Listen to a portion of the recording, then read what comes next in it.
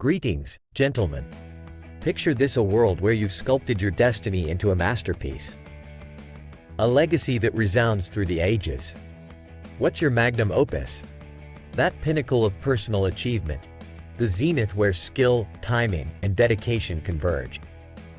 Michelangelo had the Sistine Chapel. Einstein had relativity. Yours is waiting. The sobering reality is that dreams often wither in the grind of uninspired work. Discontent festers in cubicles, and doubt is the executioner of ambition. Yet, in the heart of every man, there lies dormant potential: a symphony, an odyssey, a venture begging to unfold. Recall the boundless conviction of your youth, the conviction that your dreams weren't just dreams. They were blueprints. What thieves away that audacity? Perhaps a flawed system, stark realism, monetary shackles. Or is it an erosion of belief? Doubt chips away at the foundations of self-assurance until the edifice of our aspirations crumbles. But here's the secret: combat doubt with proof, swap uncertainty with grit. Disassociate from the naysayers. Remember, the cynics are often those who haven't dared to tread the path you're embarking upon. Understand this: your mind's vista shapes your reality. Our thoughts weave the tapestry of our existence. The pursuit of your magnum opus is not a frivolous jaunt. It demands courage, persistence, and sacrifice. As you stand on the precipice of this life's adventure, take a moment. Reflect. Envision yourself dissolving the constraints of fear and trepidation. Here's a simple yet transformative strategy: identify your passions, your talents, and marry them to the world's needs. Where they intersect, therein lies your sweet spot. This fusion is where your magnum opus takes flight. Take this as a challenge. Dedicate a year solely to the chase of your life's work. Embark on that journey, till that land, scale the summit, or birth that enterprise. Make your dream audacious enough to draw laughter. That's when you know you're on the brink of something monumental. Should doubts besiege you, persevere. Should the path twist unexpectedly, embrace it as part of the epic saga that'll be told about your journey. And remember, if you ever find yourself back where you started, it's not defeat. It's a chance to cast off with greater wisdom. Now, let's talk about equipping yourself for this journey. Skills like problem solving, critical thinking, and articulate communication are the currency of progress. Hone these skills, and they'll act as your North Star, guiding you through uncharted territories to claim your legacy. In this digital age, consider the power of knowledge. The internet is awash with resources at your fingertips, ready to bolster your intellectual arsenal. Expand your horizons, engage with communities of like-minded voyagers, and build upon the collective wisdom of millions who share your thirst for growth. And now, a nudge for those who found resonance in these words. If the prospect of carving out your magnum opus excites you, then take a decisive step. Submerge yourself in the pool of knowledge, dive deep into that book, that course, that community. Climb aboard this voyage of intellectual enrichment. Remember, your journey toward greatness is a solitary one, but the resources you'll find will make for steadfast companions. Before you depart, I extend an invitation. If this resonates with you, if you're ready to march towards your magnum opus, join our community here. Subscribe, like, strike the notification bell, and arm yourself with the acumen to transform your aspirations into your reality. As our time today winds to a close, consider what action sparked by these words you'll integrate into your life. What's the first step you'll take towards crafting your magnum opus? Your feedback enriches this exchange of wisdom, so share your thoughts. To those who believe this insight has been a beacon in the fog, who feel equipped to chart the course to their magnum opus, a gesture of appreciation goes a long way. In the spirit of the value you've gained, consider leaving a tip, as you would for guidance that clears the path towards your greatest achievement. The link awaits in the description below. There you have it, the blueprint to your magnum opus, carved not in stone but in the will and spirit of your indomitable pursuit. Until next time, keep striving, keep conquering. Gentlemen, Today we're diving into an extraordinary journey, a tale of profound impact and timeless principles that remain relevant in our modern era. Get ready to unlock a narrative filled with conviction and the struggle for truth, as we explore the life and lessons of one of history's most iconic figures, Mahatma Gandhi. With experiences that transcend beyond the confines of his era, the insights you'll gain from this story promise remarkable benefits that could very well reshape your perspective on willpower, advocacy, and peaceful resistance. Mahatma Gandhi, an emblematic figure of non-violence and truth, began his life in the humble environs of Porbandar on the 2nd of October, 1869. As a young student, Gandhi wasn't exceptional, emanating a shy persona. Though bound by the cultural norms of an early Hindu marriage at age 13, Gandhi's later writings reveal his opposition to such practices. His foray into meat-eating under the influence of a strapping friend is a testament to youthful folly and the struggle against parental deception.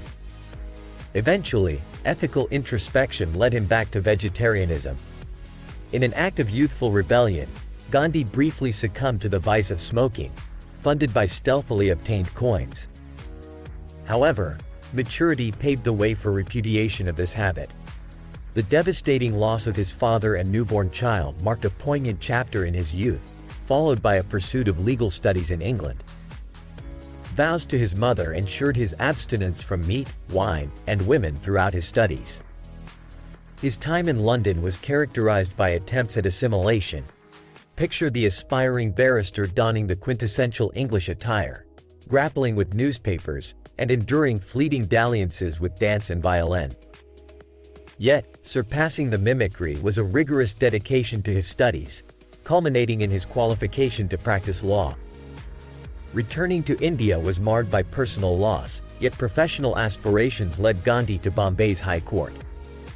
His legal ventures faced a setback when paralyzing shyness overtook him during a case. This mishap redirected his career back to Raigad, for relatively modest beginnings in his own office. The year 1893 became a cornerstone in Gandhi's life, presenting a contractual opportunity in South Africa that he eagerly accepted. The move would unbolt the gates to an epoch of enlightenment and social activism.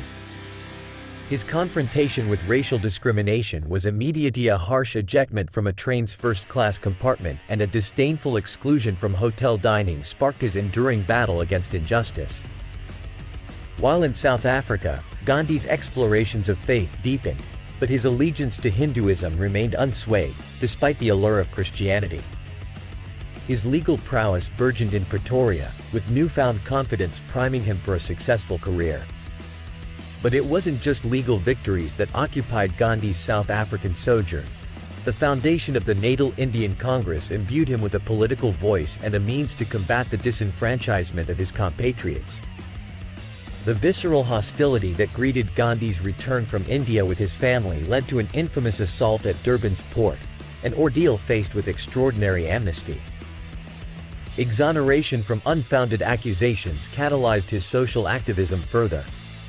This period solidified his household leadership, which strikingly coalesced professional progress with personal evolution, marked by his commitment to celibacy.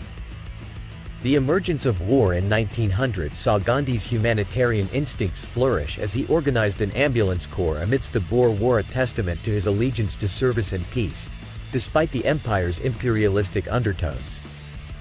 Post-war, his return to India was a pilgrimage of empathy, a persistent search for connective understanding amongst India's populace.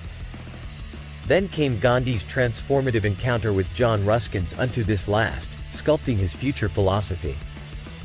He embraced the harmony of communal good, the dignity of labor, and the value of frugality to the highest degree, shaping the fabric of the Phoenix settlement, a manifestation of his ideals in a living, breathing community.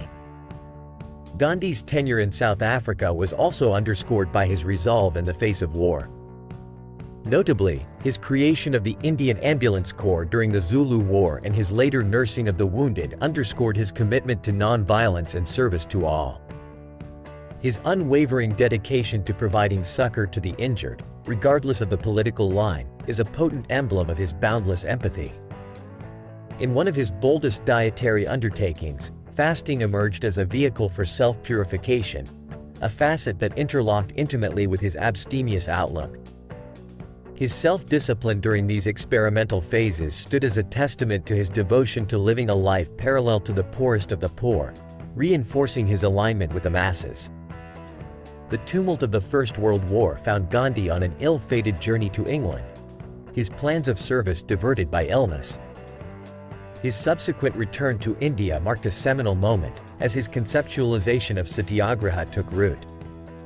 This philosophy of nonviolent resistance would soon become the cornerstone of his methodology in opposing British colonialism in India.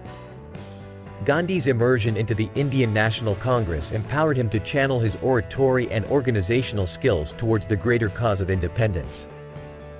His involvement in the Champaran and Kheda agitations highlighted his masterful implementation of satyagraha, uniting oppressed farmers against unjust taxation and highlighting the potency of peaceful civil disobedience.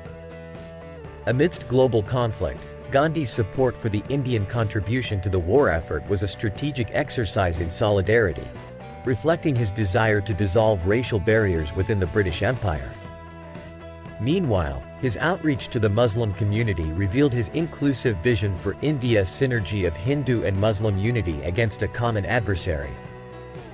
As Gandhi reshaped the Congress with a new, audacious constitution towards complete independence, his advocacy of self-reliance through homespun goods symbolized an economic emancipation entwined with political liberation.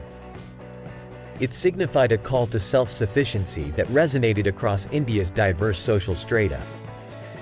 The epilogue to Gandhi's narrative rests in the perpetuation of his movement towards independence and his enduring influence on subsequent freedom and civil rights movements worldwide. His philosophical experiments through the Congress were, as he put it, still in the making, and yet their historical outcomes are undeniable. Now, I pose to you, esteemed viewers, the question of how you'll apply Gandhi's lessons in your life. Will you embrace simplicity, non-violence, or the noble pursuit of your personal truth? If this exploration into Gandhi's life and philosophies resonated with you, consider showing your appreciation. Your support aids in creating content that enriches lives and kindles the spirit of wisdom. To contribute, you'll find a link in the description below. As we continue on our own paths, take a moment to contemplate. Reflect on Gandhi's principles and consider integrating them into your life's work. Embrace the wisdom that shapes our world and hit subscribe, like, and the notification bell to join a community committed to growth and understanding the traits of the strongest men ever. Stay tuned for more enlightening content, and thank you for being an invaluable part of this journey.